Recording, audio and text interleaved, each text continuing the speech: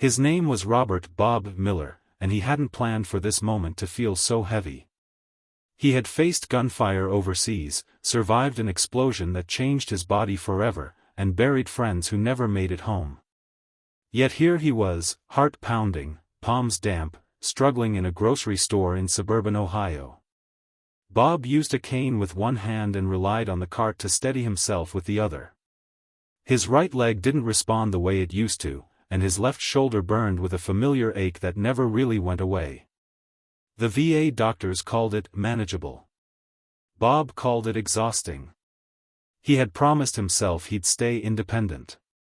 After his wife passed 2 years earlier, grocery shopping became his quiet test of dignity. No asking neighbors for help. No bothering his daughter who lived 3 states away.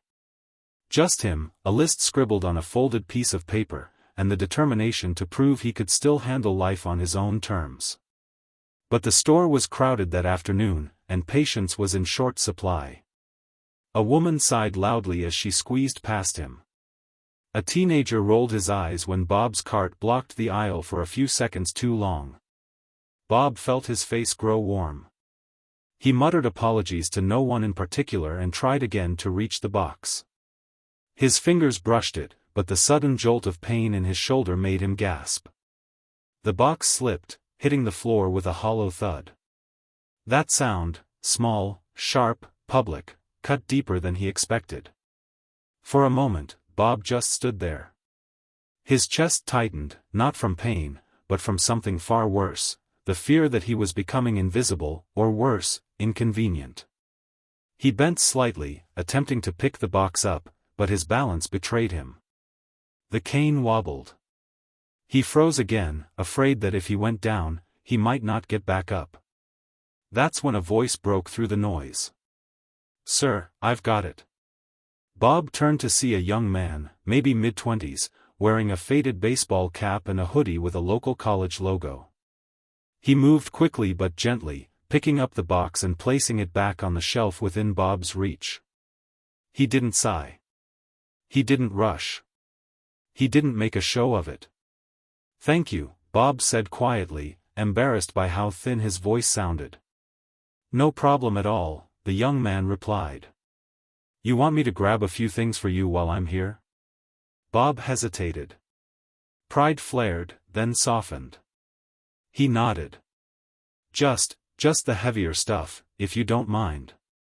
The young man smiled. "I'm Jake." "Bob," he replied. As they moved through the aisles together, something unexpected happened. Jake didn't treat Bob like a problem to solve. He asked him questions, normal ones. Where he was from. If he watched the Browns. What kind of cereal he liked. And slowly, Bob found himself answering, even laughing once or twice. When Jake noticed the small American flag pin on Bob's jacket, his tone shifted, respectful but not awkward. "You served?" Bob nodded. "Army. 2 tours." Jake stopped the cart gently. "Thank you for that. My dad was Marines.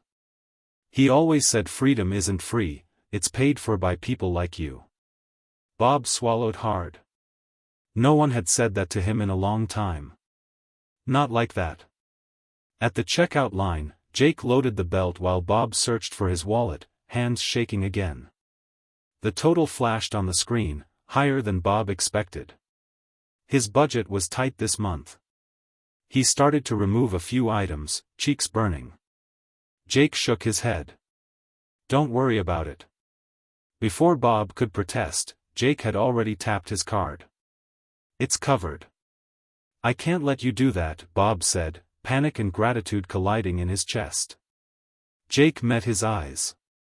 "You already did more for me than you know. Let me do this." Bob felt tears blur his vision, and this time, he didn't fight them.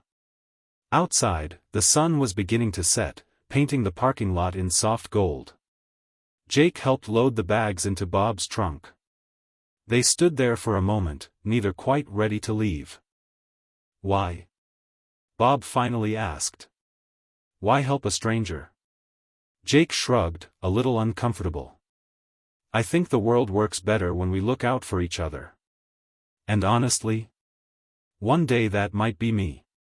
Or my dad. Bob reached out, gripping Jake's forearm with surprising strength. You reminded me I still matter.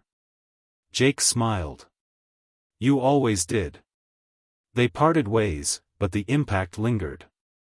That night, Bob called his daughter and told her the whole story. She cried. He slept better than he had in months.